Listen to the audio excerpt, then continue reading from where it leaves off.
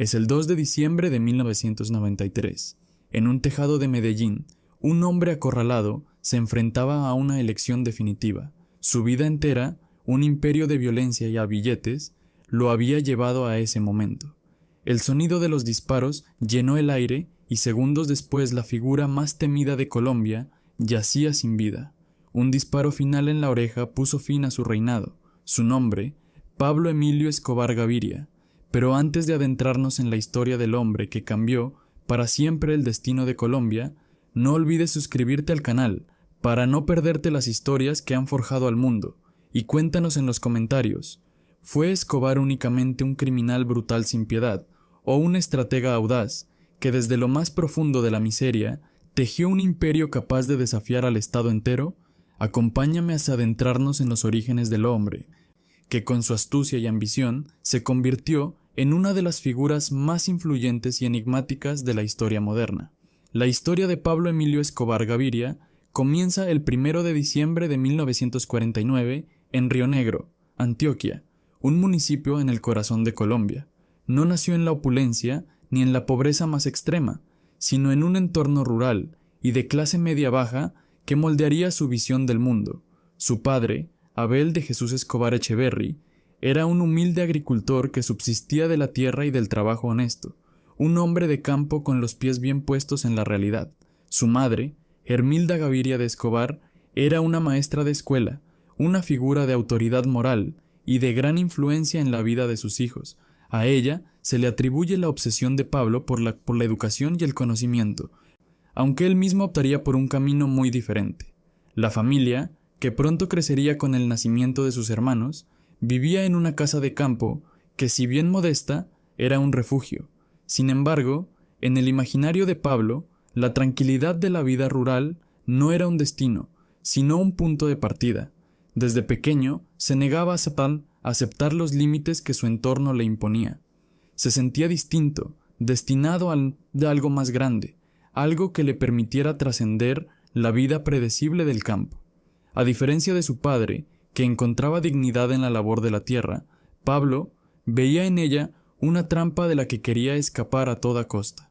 El campo no ofrecía la riqueza ni el poder que él ya anhelaba. Fue un poco después, cuando la familia se mudó al Envigado, un municipio cercano a Medellín. Este cambio fue crucial. Pasó de la paz relativa del campo al bullicio de una ciudad que en la década de 1950 y 1960 se estaba transformando a un ritmo vertiginoso. Medellín era un crisol de contradicciones. Por un lado, una ciudad industrial en crecimiento con fábricas de textiles y una floreciente burguesía.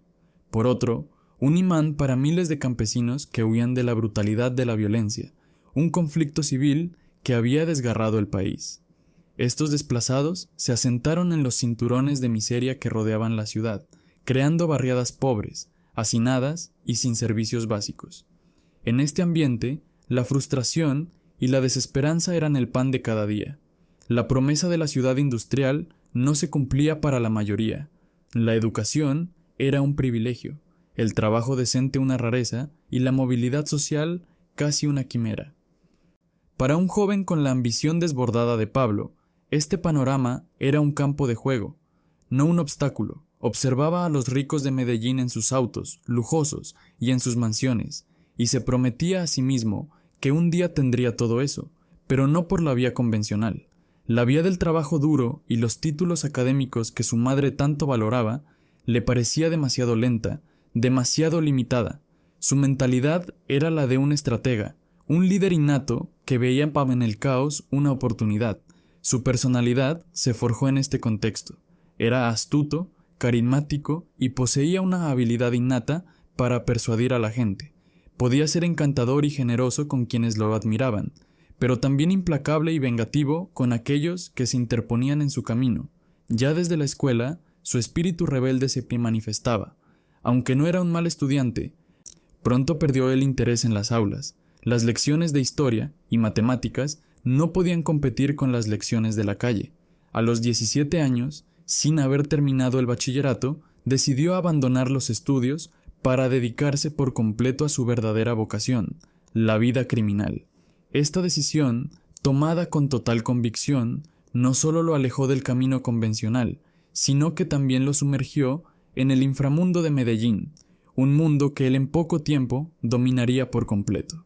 El camino de Pablo hacia el poder no fue un salto repentino, sino una escalada metódica. Sus primeros crímenes no fueron los grandes asaltos o los masivos envíos de drogas que más tarde lo harían tristemente célebre. Eran delitos a pequeña escala, pero cada uno de ellos era un eslabón en la cadena que construía su imperio. Su primera incursión en el crimen fue tan macabra como pragmática, el robo de lápidas. Junto a su primo Gustavo Gaviria, uno de sus socios más leales desde el principio, se adentraba en los cementerios para sustraer lápidas que luego pulían y revendían. Este acto, que para muchos sería sacrílego, para Pablo era simplemente un negocio. Era una forma de ganar dinero rápido con un riesgo relativamente bajo. Lo que este delito revela de su carácter no es solo su astucia, sino una temprana falta de respeto por la moralidad y los límites. Un joven que roba a los muertos no tiene reparos en robar a los vivos. Era una señal de lo que vendría. A medida que sus ambiciones crecían, también lo hacían sus crímenes. Su siguiente paso fue que el contrabando de cigarrillos y electrodomésticos. Este ya era un delito más complejo que requería una red de colaboradores, rutas de transporte y la complicidad de las autoridades. Aquí, Pablo comenzó a desarrollar las habilidades de liderazgo y organización, que más tarde serían fundamentales. Ya no era un simple ladrón, era un negociante. Se movía entre los pequeños comerciantes y los funcionarios corruptos, tejiendo una red de influencias que le permitía importar productos de contrabando sin ser detectado. El riesgo era mayor, pero las ganancias también. Este fue un paso crucial en su evolución criminal, ya que le enseñó el valor de la estructura, la lealtad de sus hombres y, sobre todo, el poder de la corrupción. Pero el crimen que realmente lo impulsó fue el robo de autos. Medellín era una ciudad en auge y el parque automotor crecía con la incipiente clase media. Pablo, junto con su primo Gustavo y otros socios, perfeccionó la técnica. Robaban los autos, los desarmaban, les cambiaban la numeración del chasis, los repintaban y falsificaban los documentos para venderlos como si fueran nuevos. Esta operación era muy lucrativa, pero también muy peligrosa. La policía de la época se tomaba en serio el robo de autos. Sin embargo, Pablo ya tenía una estrategia para mitigar el riesgo, la intimidación. Comenzó a usar la violencia para proteger sus negocios. Un socio que no cumplía con su parte, un cliente que protestaba, un policía que se negaba a ser sobornado. Todos ellos aprendieron, a menudo de la manera más dolorosa, que Pablo no era un hombre con quien se jugaba. Con el tiempo, sus métodos se volvieron más brutales. No se limitaba al robo de propiedades, se incursionó en el secuestro, una práctica que le dio una reputación de hombre peligroso y sin escrúpulos. En 1971, Escobar fue uno de los responsables del secuestro y asesinato de Diego Echavarría Misas, un rico industrial antioqueño. El crimen fue un mensaje claro para la élite de Medellín. El poder ya no solo residía en el dinero heredado o la industria, sino que se podía arrebatar. Este acto lo puso en el radar de las autoridades, y fue precisamente en esta época cuando comenzó a construir su ejército privado de matones, hombres jóvenes de las barriadas pobres que veían en él una figura de Robin Hood, un líder que les ofrecía una salida de la miseria. Pablo aprendió a corromper el sistema. Con el dinero que ganaba, compraba a policías, a jueces y a fiscales. La frase plata o plomo aún no era su lema oficial, pero ya era su modus operandi. Ofrecía sobornos millonarios a las autoridades. Si aceptaban, se ganaba su silencio y su complicidad. Si se negaban, los eliminaba. Así la corrupción se convirtió en una herramienta tan importante como la violencia en su arsenal. Aprendió que la impunidad no era un regalo, sino una mercancía que se podía comprar. Esto no solo le permitía operar libremente, sino que también debilitaba el tejido de la sociedad colombiana desde sus cimientos. Con el tiempo, estas actividades criminales se volvieron más sofisticadas y entrelazadas. El contrabando de cigarrillos se transformó en contrabando de estupefacientes.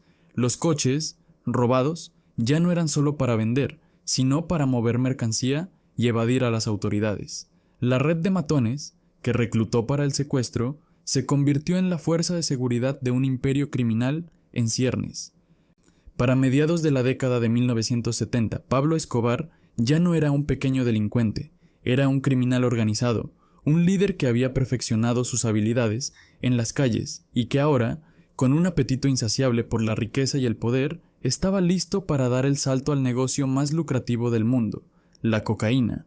El camino de la pobreza a la cima del crimen ya estaba pavimentado y su primera gran aventura, el narcotráfico, estaba a punto de comenzar. Para entender cómo Pablo Escobar pasó de ser un pequeño criminal a un magnate de la droga, es crucial analizar el contexto político y social de la Colombia del siglo XX. El país no era un estado unificado y pacífico, era un hervidero de conflictos que sentarían las bases para la explosión del narcotráfico. El telón de fondo de su ascenso fue la violencia, un periodo de guerra civil no declarada entre los partidos liberal y conservador, que duró aproximadamente desde 1948 hasta mediados de la década de 1950. Este conflicto, que se cobró la vida de cientos de miles de personas, sumió al país en un caos sin precedentes, especialmente en las zonas rurales. Los campesinos, aterrorizados, se vieron obligados a huir de sus tierras y buscar refugio en las grandes ciudades como Medellín, engrosando los cinturones de miseria. Este éxodo masivo creó una mano de obra desesperada y barata, así como una base social empobrecida y resentida, que sería la fuente de reclutamiento de los futuros capos. La corrupción endémica, la debilidad de las instituciones estatales y la falta de presencia del gobierno en vastas áreas del territorio rural permitieron que grupos armados, tanto guerrilleros como paramilitares, florecieran. Las Fuerzas Armadas Revolucionarias de Colombia, FARC y otras organizaciones guerrilleras nacidas de los movimientos campesinos y comunistas, se hicieron con el control de grandes extensiones de selva y territorio rural. Aunque no estaban directamente involucradas en el tráfico de drogas en sus inicios, sí comenzaron a cobrar un impuesto a los campesinos que cultivaban marihuana y más tarde coca, creando una economía ilícita paralela. Fue en este caldo de cultivo que el negocio de las drogas pudo prosperar. La demanda de marihuana en Estados Unidos había comenzado a crecer en los años 60, pero en la década siguiente, el mercado de la cocaína, una droga más potente y fácil de transportar, explotó. Las condiciones geográficas de Colombia, con su clima y suelo ideales para el cultivo de la planta de coca, la convirtieron en el centro mundial de producción y su ubicación, estratégicamente cerca de Estados Unidos, la hacía el lugar perfecto para el despegue de la industria. La transición de Escobar del crimen menor al narcotráfico no fue instantánea. Comenzó con la marihuana, con su red de contrabando establecida. No le fue difícil empezar a mover cargamentos de esta droga. Sin embargo, no fue hasta que conoció a figuras como Griselda Blanco, conocida como la madrina de la cocaína, que se dio cuenta de dónde estaba el verdadero dinero. Griselda, una mujer despiadada y ambiciosa, le enseñó a Pablo los intríngulis del negocio de la cocaína. Ella le abrió las puertas al mercado de Miami, un epicentro de la fiesta y el consumo de drogas en la década de 1970. Pablo, con su visión empresarial, no quería ser un simple transportista. Él veía la oportunidad de controlar toda la cadena de suministro, desde el cultivo de la hoja de coca en los campos hasta la distribución del polvo blanco en las calles de Estados Unidos. Sus primeros pasos en la cocaína fueron humildes. Se dedicaba a transportar pasta de coca, la materia prima, a los laboratorios clandestinos de procesamiento, pero rápidamente empezó a cortar a los intermediarios. En lugar de recibir la pasta, la compraba directamente en Perú y Bolivia, la procesaba en sus propias fincas y la transportaba él mismo a su destino final. Esta integración vertical del negocio no solo maximizó sus ganancias, sino que también le dio un control sin precedentes sobre la calidad y el flujo de la droga. Para expandir su negocio, Pablo invirtió en una flota de aviones pequeños y lanchas rápidas. Los pilotos volaban por debajo del radar para evadir a las autoridades. A menudo utilizaban rutas que pasaban por las islas del Caribe, donde no existía una presencia policial fuerte. Para finales de la década de 1970, Pablo había establecido una operación de tráfico tan eficiente y lucrativa que ya no era solo un traficante más, era un líder en el naciente mundo del narcotráfico. A medida que el negocio crecía, se hizo evidente la necesidad de una estructura más formal. Pablo Escobar, junto a su primo Gustavo Gaviria, se unió a otros criminales poderosos de la época para formar el Cartel de Medellín. Los nombres que conformarían el núcleo del cartel son sinónimos de la brutalidad y la ambición desmedida.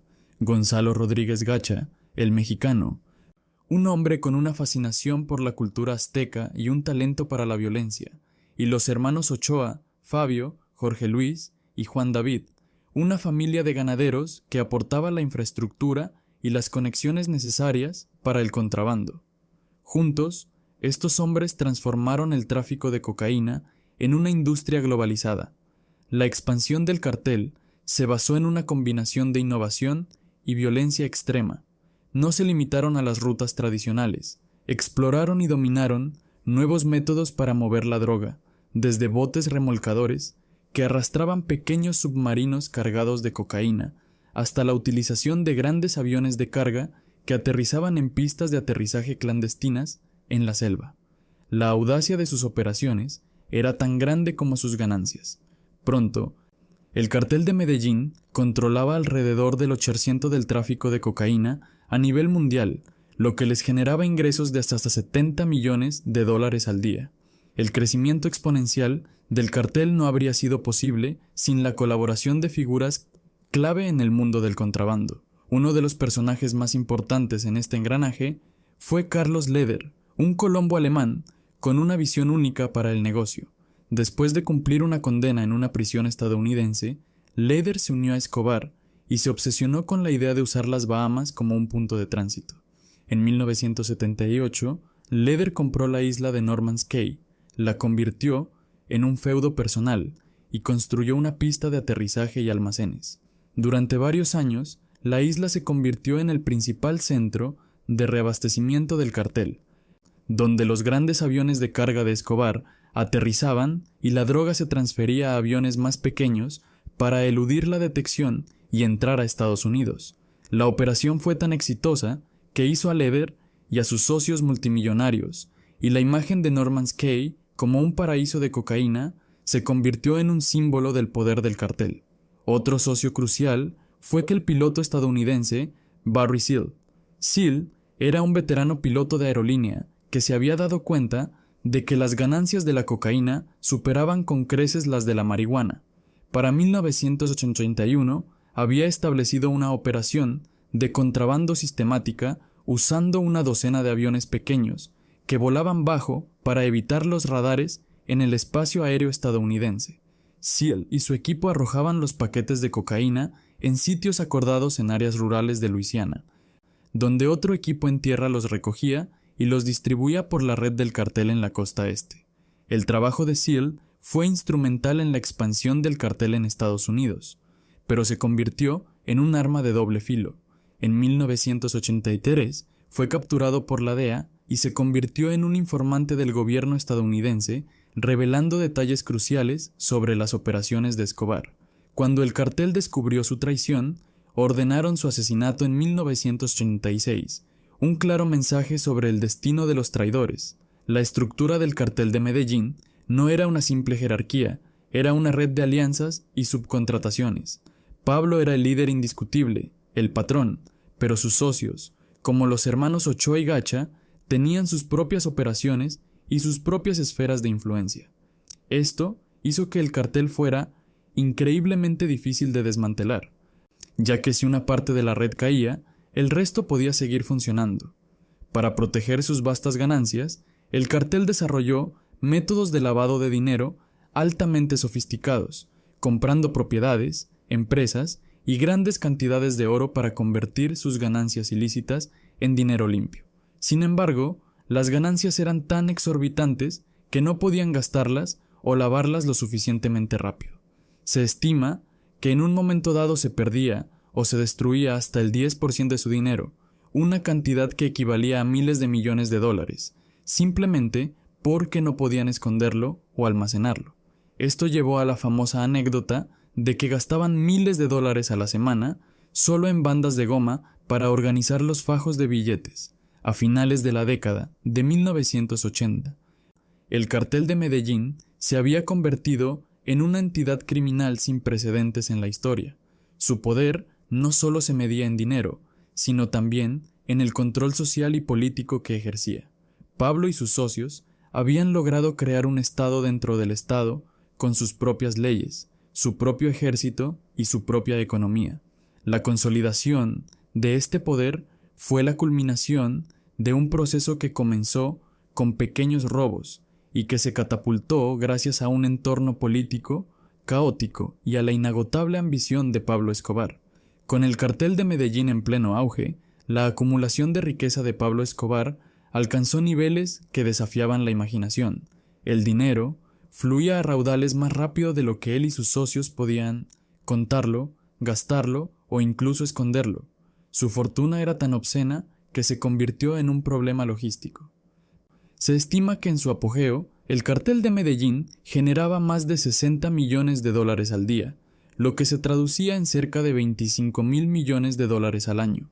El dinero llegaba en pacas, en bolsas, en cajas, y se convirtió en una carga tan pesada que, según relatos de su propio hermano Roberto, se perdía o era comido por ratas hasta el 10% de las ganancias totales, una suma asombrosa que, incluso perdida, superaba las fortunas de muchos multimillonarios legítimos. El dinero se guardaba en paredes de casas, en sótanos, en campos, enterrado bajo tierra, en sitios donde pocos sospecharían.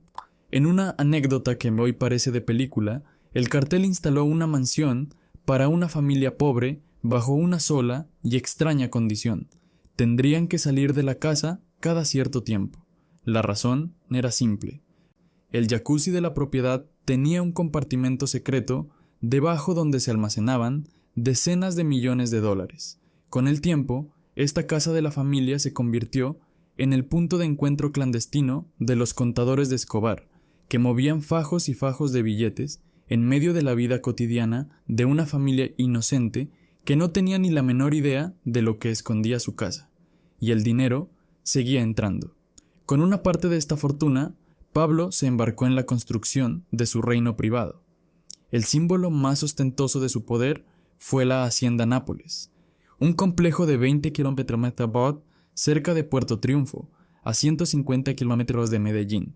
No era una simple finca, sino un paraíso personal donde Escobar podía vivir como un rey y proyectar una imagen de poder absoluto. La propiedad incluía una mansión de estilo colonial español, una pista de aterrizaje privada para sus invitados, no para los negocios ilícitos, un parque de esculturas con réplicas de dinosaurios, una plaza de toros e incluso una pista de karts. Pero la joya de la corona y el detalle más excéntrico era su zoológico privado. Escobar importó una colección de animales exóticos de todo el mundo: cebras, antílopes, elefantes, jirafas, avestruces y ponis, pero sin duda, los más famosos eran los hipopótamos. Fascinado por estas criaturas, Pablo adquirió una docena de ellas, sin imaginar que su capricho personal tendría consecuencias ambientales duraderas. Tras la caída de su imperio, los hipopótamos escaparon y se reprodujeron en la naturaleza, creando la única población de hipopótamos salvajes fuera de África, un legado biológico que aún hoy el gobierno colombiano no sabe cómo manejar. La Hacienda Nápoles era un monumento a su ego, una demostración de que no había límites para su poder ni para sus extravagancias. Pero el imperio de Escobar no se limitaba a Colombia, su alcance era global. A finales de la década de 1970, logró adquirir una enorme mansión rosa en Miami Beach, Florida, registrada a su propio nombre. El hecho de que pudiera poseer una propiedad tan visible en el corazón de su principal mercado de drogas sin que las autoridades estadounidenses lo detectaran o lo arrestaran, es un testimonio de la relativa oscuridad en la que operaba en sus inicios y del poder de su dinero. También adquirió una gran finca en Isla Grande, la isla más grande del archipiélago de las Islas del Rosario en el Caribe colombiano, equipada con mansión, apartamentos, piscinas y un helipuerto. Estas propiedades no eran solo un símbolo de estatus, eran centros de operaciones, aunque a menudo solo se usaban para esconder dinero o como puntos de reunión del cartel. El poder y la fortuna de Escobar no le daban inmunidad total. Había un fantasma que lo perseguía, la extradición. En septiembre de 1979, el gobierno colombiano, bajo la presión de Estados Unidos, firmó un tratado de extradición con la administración del presidente Jimmy Carter.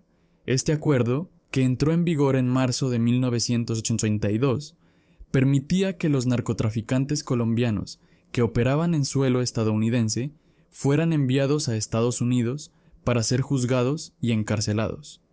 Para Pablo, esto no era solo una amenaza legal, era una sentencia de muerte. El sistema judicial colombiano, en ese momento, era un colador.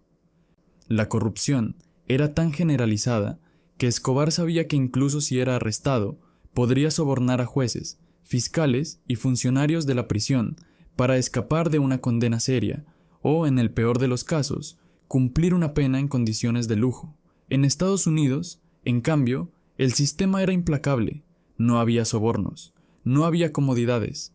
Una condena significaría cadena perpetua en una prisión de máxima seguridad, lejos de su familia, de su dinero y de su poder. El fantasma de una celda de alta seguridad en Estados Unidos se convirtió en su mayor miedo. En respuesta, lanzó una guerra total contra el Estado. El lema de su guerra era simple y brutal: plata o plomo, o aceptabas su dinero, su soborno, o recibías una bala. No había término medio. Escobar y sus hombres comenzaron una campaña de terror sistemático. Los jueces, que se negaban a fallar a su favor, eran asesinados. Los policías que se atrevían a investigarlo eran ejecutados en las calles. Los políticos que hablaban en su contra eran intimidados. A partir de mediados de la década de 1980, este lema se convirtió en la ley no escrita de Colombia. La campaña de terror no buscaba solo proteger su negocio, sino forzar al gobierno a derogar el tratado de extradición. Al mismo tiempo que libraba una guerra, Pablo también intentó legitimarse ante la opinión pública. Cultivó la imagen de un Robin Hood moderno. En un país plagado por la pobreza y la desigualdad, él se presentaba como el salvador de los desposeídos. Construyó canchas de fútbol, escuelas, hospitales y viviendas en los barrios más pobres de Medellín. Regalaba dinero en efectivo, juguetes en Navidad y creaba empleos. Su popularidad en los barrios marginales era inmensa. Lo veían como un benefactor que hacía lo que el gobierno no hacía. Para la gente de a pie, el daño del narcotráfico ocurría en Estados Unidos, un país imperialista que muchos no sentían como propio. Este populismo, aunque cínico, le compró la lealtad de un pueblo desesperado. Con este apoyo popular, Escobar decidió dar el paso más audaz de su vida, entrar en la política. En 1982 se lanzó como candidato por el Partido Liberal Colombiano. Su campaña se centró en la extradición, argumentando que el tratado era una traición a la soberanía nacional de Colombia. Su estrategia era doble: usar la plataforma política para luchar contra la extradición desde adentro y al mismo tiempo protegerse con la inmunidad parlamentaria. Pero la audacia de su jugada fue su perdición. Su entrada en el Congreso puso al descubierto su criminalidad de una manera que la élite política ya no podía ignorar. Su principal antagonista fue Rodrigo Lara Bonilla, un joven y valiente abogado que acababa de ser nombrado ministro de Justicia por el nuevo presidente Belisario Betancur. Lara Bonilla lanzó una campaña sin cuartel contra los capos del narcotráfico. Con el apoyo del presidente, que estaba decidido a enfrentarse a los cárteles, Lara Bonilla desenmascaró públicamente a Escobar como el jefe del cartel de Medellín, denunciando su vasta fortuna y sus actividades ilícitas. En 1980, el periódico El Espectador publicó un extenso reportaje que detallaba la historia criminal de Escobar, incluyendo su arresto en 1976. Esto desató la furia de Pablo. Su reacción inicial fue de pánico y rabia. Intentó silenciar al periódico comprando todas las ediciones y consideró el asesinato del director, pero el daño ya estaba hecho. La reputación de Robin Hood comenzó a desmoronarse en la opinión pública. Para colmo de males, su vida personal también se vio expuesta. La prensa reveló su relación sentimental con la famosa presentadora de televisión Virginia Vallejo. Este escándalo no solo lo puso en el ojo público de una manera que detestaba, sino que también provocó una crisis en su matrimonio con su esposa María, que lo echó de la casa. Aunque la relación con Vallejo continuó intermitentemente, el incidente demostró que su mundo, una vez hermético, se estaba fragmentando. La presión se hizo insostenible. El juez superior de Medellín, Gustavo Zuluaga, reabrió el caso de 1976. La Embajada de Estados Unidos canceló su visa. Finalmente, el Congreso, bajo la presión de Lara Bonilla, votó para revocar su inmunidad parlamentaria. Derrotado en el juego político, Escobar no tuvo más remedio que renunciar a su escaño en enero de 1983. En su carta de renuncia, se presentó a sí mismo como un mártir, un luchador contra la oligarquía y la injusticia.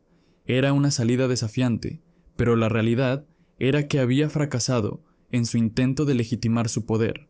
Su siguiente paso sería la violencia.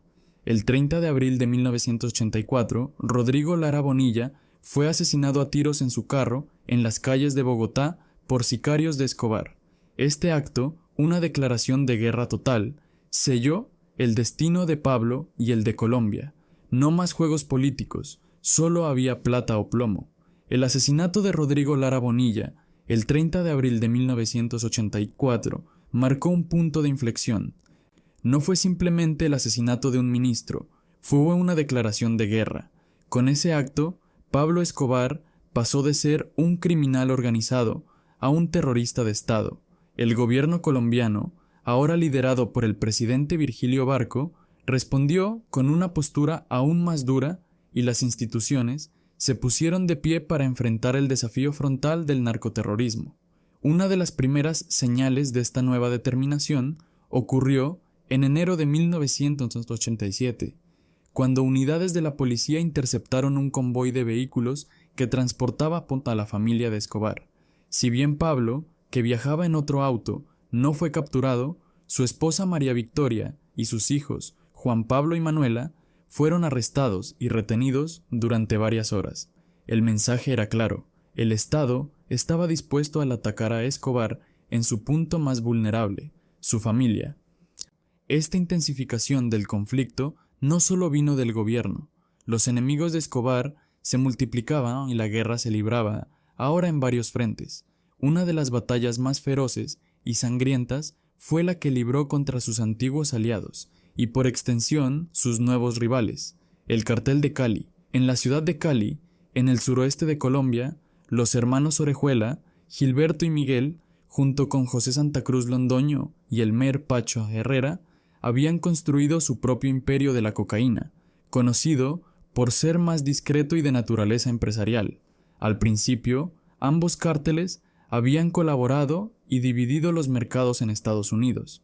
Sin embargo, a mediados de la década de 1980, las tensiones estallaron cuando Gonzalo Rodríguez Gacha, el mexicano, uno de los principales lugartenientes de Escobar, intentó hacerse con el control de las lucrativas rutas de Nueva York, un territorio que se había cedido al Cartel de Cali. La disputa por el territorio se convirtió en una guerra total, desatando una oleada de asesinatos y atentados con bombas. Los sicarios de ambos bandos se enfrentaban en las calles de Medellín y Cali. La violencia privada entre los cárteles era tan brutal como la guerra que Escobar libraba contra el gobierno.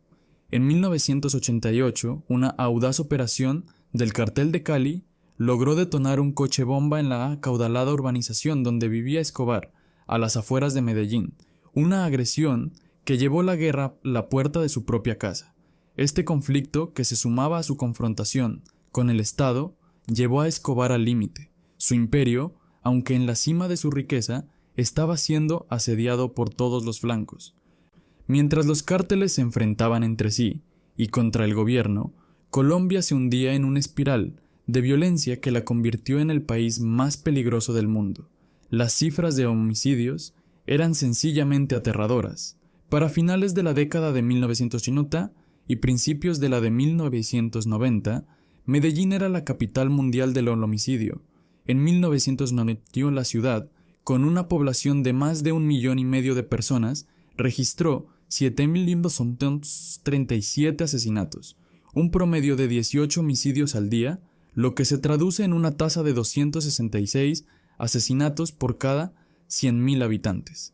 En 1991 se registraron más de 25.000 muertes violentas, una cifra que aumentó a 27.000 en 1992. Esto significaba un promedio de 70 muertes violentas al día, o una persona asesinada cada 20 minutos.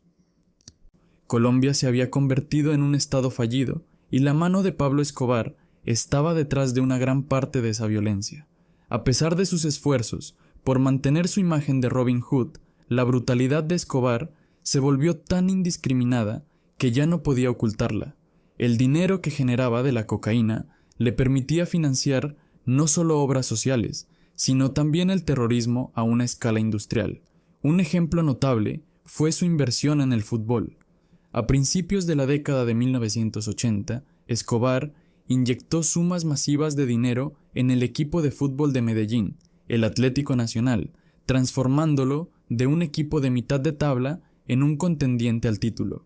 Compró a los mejores jugadores y financió el club de tal manera que en 1989 el Atlético Nacional ganó la Copa Libertadores, el torneo más importante de clubes en América del Sur. Para Pablo, esta inversión tuvo múltiples beneficios. Le ganaba el apoyo incondicional de los fanáticos y le permitía lavar millones de dólares a través de las apuestas ilegales. Sin embargo, incluso esta vía de legitimación terminaría por ser vetada cuando las autoridades futbolísticas, bajo presión, comenzaron a tomar medidas contra la influencia del narcotráfico. El terrorismo de Escobar alcanzó su punto máximo en los últimos meses de 1989, cuando lanzó una serie de ataques masivos que mostraron su total desprecio por la vida de los inocentes. Estos actos no solo buscaban matar a sus enemigos, sino sembrar el terror en toda la sociedad colombiana. El 27 de noviembre de 1989, el vuelo 203 de Avianca, un vuelo comercial con 107 pasajeros a bordo, despegó de Bogotá con destino a Cali. 5 minutos después del despegue, una bomba detonó a bordo, matando a todas las personas a bordo y a 3 más en tierra. La investigación posterior reveló que Escobar había ordenado el atentado en un intento desesperado por matar a César Gaviria Trujillo, el candidato presidencial que había ascendido para reemplazar a su mentor, Luis Carlos Galán, asesinado por orden de Escobar 3 meses antes. Gaviria, quien se había posicionado como el candidato con la postura más dura contra los cárteles, se le había informado que los sicarios de Escobar creían que abordaría el vuelo para una reunión de campaña, pero el destino o la casualidad jugó a favor de Gaviria. Este cambió sus planes de última hora y no abordó el avión. La brutalidad del ataque, que mató a 107 personas inocentes para intentar eliminar a un solo hombre, conmocionó al mundo. Apenas 2 semanas después, el 6 de diciembre de 1989, Escobar ordenó otro atentado. Un camión bomba cargado con media tonelada de dinamita explotó a las afueras del edificio del Departamento Administrativo de Seguridad DAS, el principal edificio de inteligencia de Colombia, en Bogotá. El objetivo era el general Miguel Alfredo Maza Márquez, el director de la agencia que había encabezado la lucha contra el cartel de Medellín. La explosión fue tan masiva que voló la fachada del edificio y destruyó decenas de manzanas a la redonda. El ataque mató a 57 personas e hirió a más de 2.000, la mayoría civiles inocentes que estaban trabajando o transitando por la zona.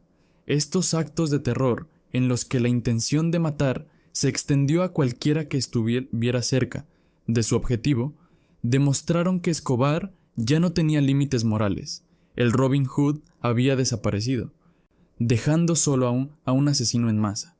La guerra contra el gobierno de Gaviria, las traiciones del cartel de Cali y el desgaste de su propia gente llevaron a Escobar a una situación insostenible.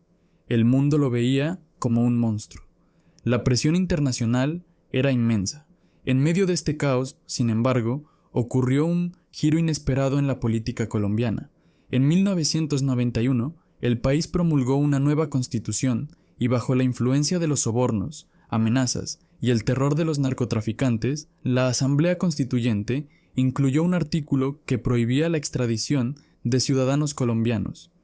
Para Escobar, la cláusula era una victoria monumental. El fantasma que lo había aterrorizado durante años había sido exorcizado. Con el miedo a la extradición eliminado, Pablo vio una oportunidad para negociar su rendición y poner fin a la guerra. A mediados de 1991, después de meses de negociaciones secretas, se llegó a un acuerdo. Escobar se rendiría al gobierno, entregaría su vasto arsenal y cumpliría una pena de no más de 5 años. La única condición, una que solo él podía pedir y obtener, era que cumpliría su condena en una prisión que él mismo construiría. El gobierno, agotado por la guerra y desesperado por la paz, aceptó. Fue una capitulación total de las autoridades. Así nació la Catedral, un complejo de lujo que Escobar construyó en la cima de una colina con vistas a su amada Medellín. No era una prisión, era una burla al sistema judicial colombiano, conocida sarcásticamente como Hotel Escobar. El lugar tenía todas las comodidades que un hombre de su estatus podía desear: un campo de fútbol, un jacuzzi, una cascada artificial, un bar bien surtido, una línea de teléfono privada y hasta un telescopio para espiar a sus enemigos y ver a sus familiares desde la distancia. Escobar no era un prisionero, era un anfitrión, un rey en su propio castillo. Recibía a su familia, a sus socios e incluso a celebridades. Desde allí continuaba dirigiendo las operaciones del cartel, cerrando negocios e, incluso, según se rumorea, ordenando asesinatos. El caso más notorio fue el de 2 de sus lugartenientes, los hermanos Moncada, a quienes asesinó personalmente dentro de las paredes de la catedral. En lugar de estar confinado, se estaba fortaleciendo, protegido del gobierno y de sus enemigos por la ubicación aislada y fortificada de la prisión. El acuerdo, que se suponía que iba a restaurar la paz, se convirtió en una humillación nacional para Colombia. La prensa, que había sido silenciada durante años por el terror, comenzó a filtrar detalles sobre la vida de lujo de Escobar en la catedral. Las fotos de fiestas, la visita de prostitutas y las constantes entradas y salidas de sus socios indignaron a la opinión pública. La administración de Gaviria, bajo una inmensa presión, decidió que tenía que actuar. En julio de 1992, el gobierno planeó un operativo para trasladar a Escobar a una prisión militar, pero el plan de mover a Pablo fue tan mal concebido que la noticia llegó a sus oídos. Al verse acorralado, decidió que no permitiría que lo volvieran a encerrar. El 22 de julio de 1992, con la ayuda de sus hombres y gracias a un túnel de escape que él mismo había construido, detrás de una pared falsa en el baño, Pablo Escobar escapó de su propia prisión. La huida de la catedral fue el acto final de su arrogancia, la burla definitiva al Estado que lo había dejado operar por tanto tiempo. La guerra, que se suponía terminada, acababa de empezar de nuevo, pero esta vez sería una guerra a muerte, una cacería humana que no se detendría hasta que el patrón fuera capturado o muerto. La huida de Pablo Escobar de la catedral, el 22 de julio de 1992, fue el acto de arrogancia definitiva que selló su destino. Al escapar de su prisión de lujo, demostró que se consideraba por encima de cualquier ley, cualquier acuerdo, pero en realidad se había encerrado a sí mismo en un laberinto sin salida, un callejón sin retorno. Su fuga no fue que el inicio de una nueva era de impunidad, sino el pistoletazo de salida para una cacería humana sin precedentes. Esta vez, el gobierno colombiano, consciente de la humillación que había sufrido, no tendría piedad, y por primera vez, las fuerzas de seguridad colombianas contarían con el apoyo irrestricto de las agencias de inteligencia y operaciones especiales de los Estados Unidos. El presidente César Gaviria Trujillo, tras el fracaso del acuerdo, estaba decidido a capturar a Escobar, vivo o muerto. Para lograrlo, la Policía Nacional de Colombia reimpulsó y fortaleció la unidad de élite creada años antes. el bloque de búsqueda. Este grupo, formado por los mejores oficiales, fue entrenado y equipado con tecnología de punta para la misión, pero no estaban solos. Detrás de ellos, operando en secreto en suelo colombiano, se encontraban los equipos de élite de las Fuerzas Especiales de los Estados Unidos, incluidos miembros de la Fuerza Delta y del SEAL Team 6. El gobierno estadounidense, frustrado por años de impunidad y viendo el narcoterrorismo como una amenaza directa, envió a sus mejores hombres con la misión de proporcionar inteligencia, rastreo tecnológico y apoyo táctico a las operaciones colombianas. La colaboración fue tan estrecha que se convirtió en una sinergia letal. Los colombianos aportaban el conocimiento del terreno y la red de inteligencia humana, mientras que los americanos proporcionaban la tecnología, principalmente sofisticados sistemas de rastreo para triangular la señal de los teléfonos celulares, una herramienta clave en la cacería. Pero la cacería no era solo una operación militar, se había convertido en una guerra total que atrajo a otros participantes, algunos de los cuales eran tan brutales como el propio Escobar. Un nuevo grupo de vigilantes conocido como los Pepes surgió con un solo objetivo: acabar con Pablo y su organización. El nombre, un acrónimo de Perseguidos por Pablo Escobar, incluía a familiares de víctimas de sus atentados, pero también a una oscura alianza de exsocios, paramilitares de ultraderecha y, crucialmente, paz del cartel de Cali. Mientras el bloque de búsqueda y las fuerzas de Estados Unidos rastreaban a Escobar, los Pepes libraban su propia guerra de terror, pero a la inversa atacaban las propiedades de Escobar, asesinaban a sus sicarios, a sus abogados, a sus contadores y a cualquier persona que tuviera una conexión con él para forzarlo a salir de su escondite. La violencia se retroalimentaba. Escobar asesinaba a los aliados del cartel de Cali y los Pepes respondían matando a sus hombres, a menudo de forma espeluznante, dejando sus cuerpos en la calle con mensajes. Esta alianza tácita, un pacto con el diablo, llevó a la caída de Escobar. Su mundo se encogía a diario, su círculo de lealtad se desvanecía y la paranoia se apoderaba de él. Tras su fuga, Escobar se mantuvo en constante movimiento, escondiéndose en una serie de casas de seguridad en Medellín. A pesar de la presión, se negaba a abandonar el país que él sentía que era suyo. Su arrogancia se mantuvo intacta poco después de escapar.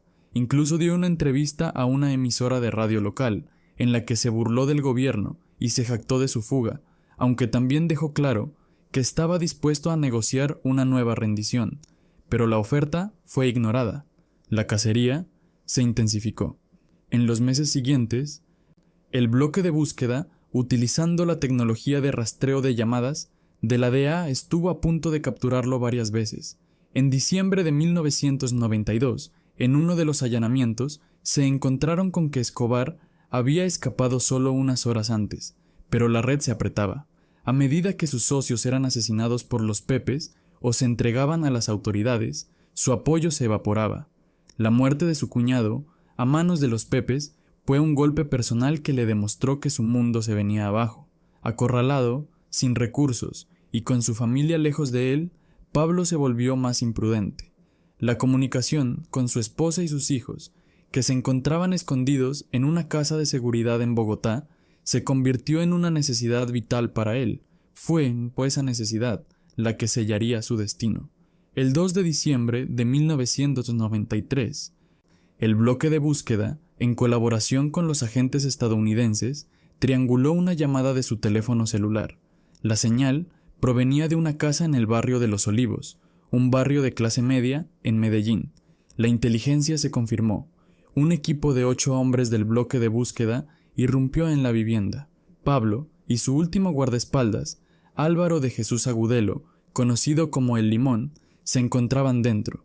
Al oír el ruido, ambos corrieron hacia el tejado de la casa, tratando de escapar a través de los techos de las casas vecinas. Lo que ocurrió a continuación es objeto de un debate que persiste hasta el día de hoy. El intercambio de disparos fue breve y caótico. Momentos después, Pablo Escobar yacía sin vida en el tejado, con heridas de bala en la pierna, el torso y un fatal disparo en la oreja.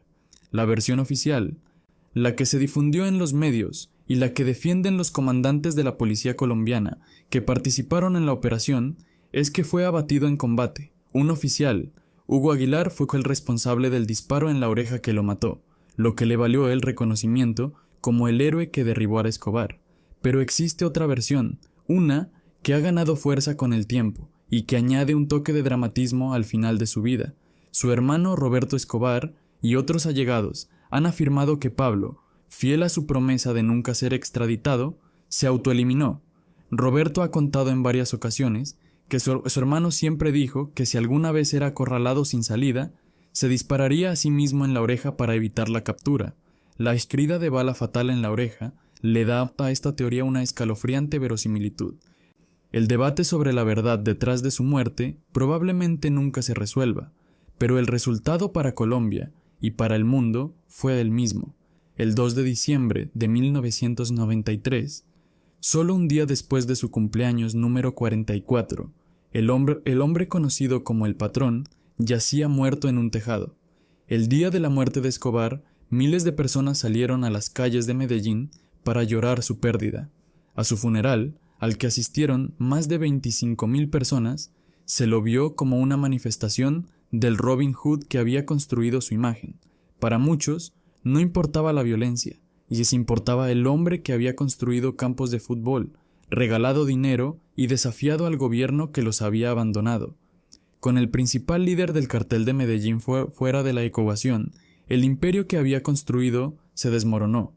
Por un tiempo, el cartel de Cali se convirtió en la principal organización de tráfico, pero su reinado fue efímero. Para mediados de la década de 1990, sus líderes fueron capturados o asesinados. El poder se fragmentó y nuevas organizaciones, como el Cartel del Norte del Valle, tomaron el control.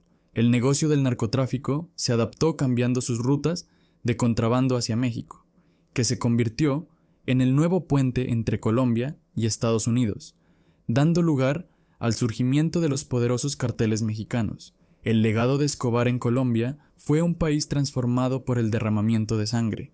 Por un lado, dejó una sociedad traumatizada con las cicatrices de miles de asesinatos, secuestros y atentados. La violencia que él desató se arraigó y tardó décadas en disiparse. Sin embargo, su muerte también marcó un punto de inflexión.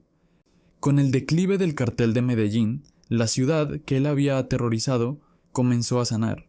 A lo largo de los años, Medellín ha pasado por una increíble transformación urbana y social. La ciudad, que una vez fue la capital mundial de los homicidios, es hoy aclamada internacionalmente por su innovación social, su transporte público, el metro y los metrocables y sus espacios públicos. Lugares como la Hacienda Nápoles se convirtieron en parques temáticos que atraen a turistas y la catedral, su prisión de lujo, fue convertida en un monasterio por monjes benedictinos, un final irónico para un lugar de maldad. Pablo Escobar fue sin duda una figura enigmática. Creció en la pobreza y se negó a aceptar los límites de su origen, utilizando su carisma y ambición para construir un imperio. Se podría argumentar que fue un producto de su tiempo, un reflejo de una sociedad profundamente desigual y fracturada por la violencia. Ayudó a los pobres, construyó proyectos comunitarios y se enfrentó a un Estado que, en su percepción, era corrupto y servil a los intereses de potencias extranjeras. Él mismo afirmó ser solo un hombre decente que vendía flores, pero la realidad es que el hombre detrás del mito fue un asesino en masa despiadado, un terrorista que usó la violencia indiscriminada para lograr sus objetivos. La prosperidad que trajo a algunos fue comprada con la sangre de otros. Los atentados al vuelo 203 de Avianca y el edificio del DAS, que mataron a más de 160 personas inocentes, demuestran que no tenía ningún escrúpulo. El país que él afirmaba amar fue sumergido en una violencia que dejó más de 25,000 muertos en un solo año. La paz y la prosperidad que hoy disfruta Medellín solo pudieron comenzar después de que su influencia malévola fuera eliminada. Entonces, ¿quién fue realmente Pablo Escobar? ¿Fue el Robin Hood colombiano que intentó ser un líder popular que dio voz a los desfavorecidos? ¿O fue simplemente un asesino sin piedad, un criminal de la más alta escala que utilizó el terror para su propio beneficio?